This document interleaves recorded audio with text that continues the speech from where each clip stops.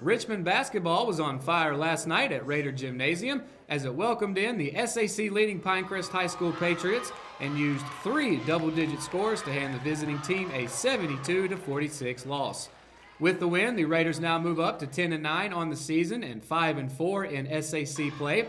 It was the team's largest margin of victory over the Patriots since at least 2000, and it was the 3rd time this season that Richmond defeated a team that was either in first place or held a share of first place in the conference standings. Tuesday also marked the Raiders' 5th straight SAC win after beginning the season with an 0-4 record. Sophomore Nige Stroman, who scored a career-high 27 points Friday against Purnell Swept, started the game on a 7-0 run by himself. 3-pointers from senior Rod Newton and freshman Keelan Hood, the first of 3 for both players, opened the game up to 14-3.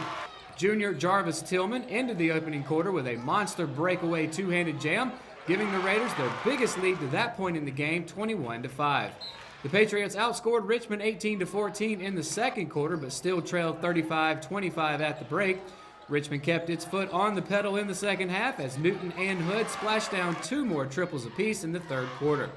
Richmond's largest lead of the night, 32 points, came when Newton drained a pair of free throws with 2:45 left. Richmond will look to keep its SAC winning streak alive as it'll head to Jack Brett High School on Friday. Tip-off is set for 7:30 p.m.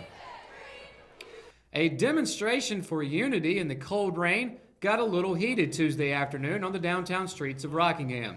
Deborah Connor organized the protest after comments under a post on the Facebook group One Man's Junk Richmond County NC featuring an emaciated dog, quote, got out of hand. Connor said that Sarah McDuffie took it too far. A screenshot of one of McDuffie's comments shows her saying that she saw more black-on-white racism than anything else on the post. Following the comments on Facebook, there were calls to have McDuffie fired from her job at Hudson Brothers Deli. Manager Robin Roberts said the restaurant/bar is not commenting on the situation because it was made by an individual on her own time. McDuffie also declined to comment. The small group started in front of Richmond Community Theater. They were soon approached by counter-protester Andy Grooms, who offered a box of tissues. Donning a Make America Great Again cap, Grooms had 2 signs, one supporting President Donald Trump reading Keep America Great, and the other reading Free Hugs. Some of the protesters' signs read Erase Racism, Black Lives Matter, and Pro-Black is not anti-white. Grooms invited them to have a, quote, uncomfortable conversation, which eventually led to shouting on both sides. The group then moved down the street across from Hudson Brothers where the shouting continued, including mentioning acts of police brutality and inequality in the criminal justice system. Before it was over, Grooms offered a free hug and one of the protesters accepted. He also proposed another demonstration on a clear day for unity without division and to have a conversation, to which one of the protesters replied she'd file for a permit today. The Pittman family has a new home, the most recently completed habitat build in Richmond County. Rita DiNapoli, chair of the Habitat for Humanity of the North Carolina Sandhills Board, welcomed family, friends, volunteers, and other board members, with local ministers offering prayer during Saturday's dedication ceremony in the Briarwood community. The Pittmans have been working towards this goal of home ownership for months, attending classes and programs in the Aberdeen Habitat office and working their sweat equity hours on the construction site and at the Restore. This build was labeled a women build because the fundraising committee, chaired by Christian Lyles, consisted entirely of women. The committee thought outside the box to come up with unique ways to raise money through events like a share night at Captain D's, a yoga class by Hitchcock Creek, and a womanless beauty pageant to build this home. The committee members also logged hours working on the construction site. Richmond County parents working overnights now have a place their kids can stay and remain safe. Although it opened last week, the ceremonial ribbon was snipped Tuesday morning in front of Over the Rainbow Child Development Center on Biltmore Drive. The Richmond County Chamber of Commerce, state and local dignitaries, and other community members joined owners Iris and Robert McCrae for the ceremony of its new location, which will be open 24 hours a day. When we return, we've got Kelsey Rushy bringing you your Live at 5 weather report. Is it going to be cold or is it going to warm up? We'll let you know right after the break. This is the Sandhills official classic rock station and home of the hit morning show, Good Morning Sandhills. This is the Classic Rock. I'm Joey Bennett, Director of Cole Auditorium, and this is Emily Tucker from the Richmond County Chamber of Commerce, and we're here in the Cole Auditorium. We've got a whole new series of shows we're announcing for 2019, and we're very excited about who we're bringing to Richmond County. So, Joey, what do I have to look forward to? We have 3 fabulous shows that we're so excited about that are going to be right here at Cole Auditorium. Scotty McCreery, Craig Morgan, and Hotel California. And where do I go to find these tickets? You call us here at the box office, 910-410-1691, or come by and see us. McNair Auto Sales is the place to buy your pre-owned car, truck, or van. To be the best, it takes big selection, friendly staff, and great pricing. We guarantee a no-hassle buying experience, and financing is available right on site. So come see us today. We're located at 1026 East Broad Avenue in Rockingham. And remember, with over 40 years of experience, you know McNair is the name you can. At Kyocera, we see your company differently. We see your documents, how they're accessed, what it takes to keep them secure, and how well your workflow is flowing. Kyocera helps your entire document infrastructure run more efficiently, securely, and cost-effectively. And what we see is an opportunity to integrate all of it.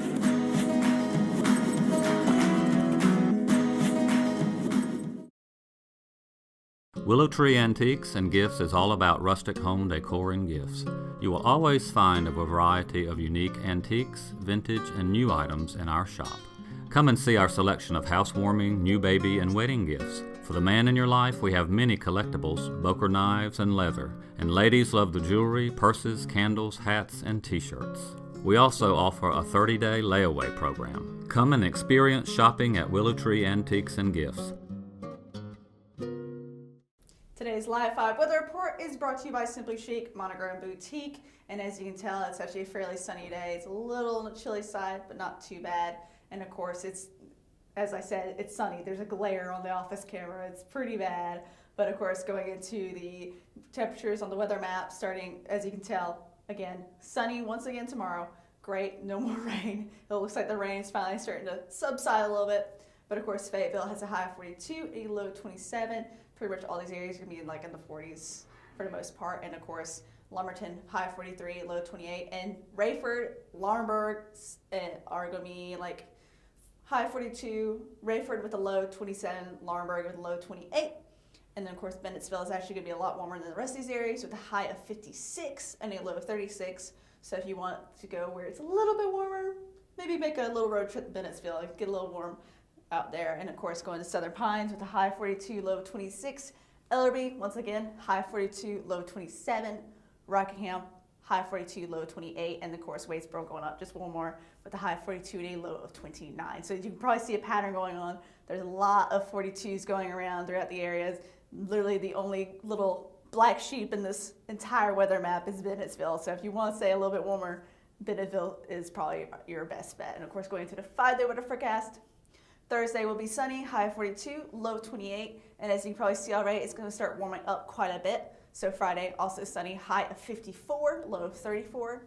Saturday, also sunny, high 58, low 41. And of course, it's going to get a little cloudy starting Sunday with a high of 57 and a low of 42. But it will be a little bit warmer. And of course, the sun is still there. And then, of course, Monday, same thing, cloudy, but with a high of 64 and a low of 51. So it's been a while since we've been in the 60s, which is good. It's starting to warm up. And hopefully, maybe this time, February won't be as cold as it usually is every year, but that's going to do it for your Live 5 weather report. When we return, we got your RO Sports Update, and it's coming up right after the break, so stay tuned.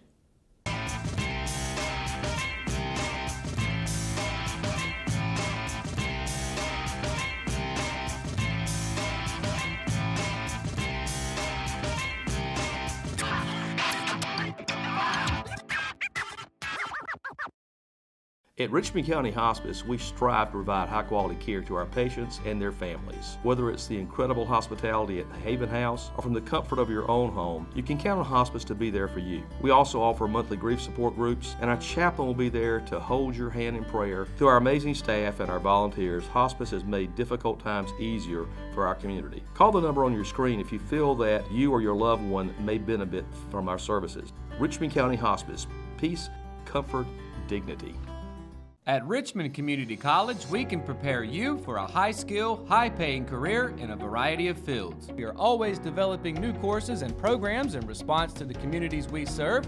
We offer day, evening, and online courses, and you can now complete 7 curricular programs entirely online, including our university transfer degree.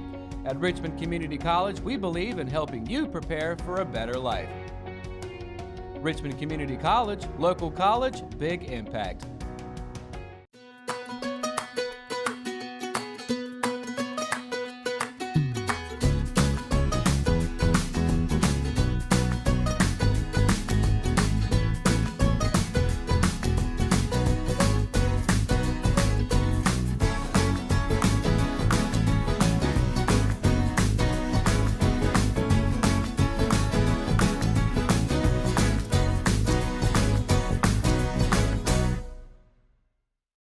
Lady Raider head basketball coach Teddy Mosley's message following Tuesday's home loss to Sandhills Athletic Conference foe Pinecrest High School was simple.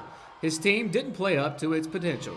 Richmond played host to the Lady Patriots, looking to avenge an early season 4-point loss, but out of the gates, Pinecrest and junior Kiana McLaughlin controlled the game and rolled to a 57-28 win.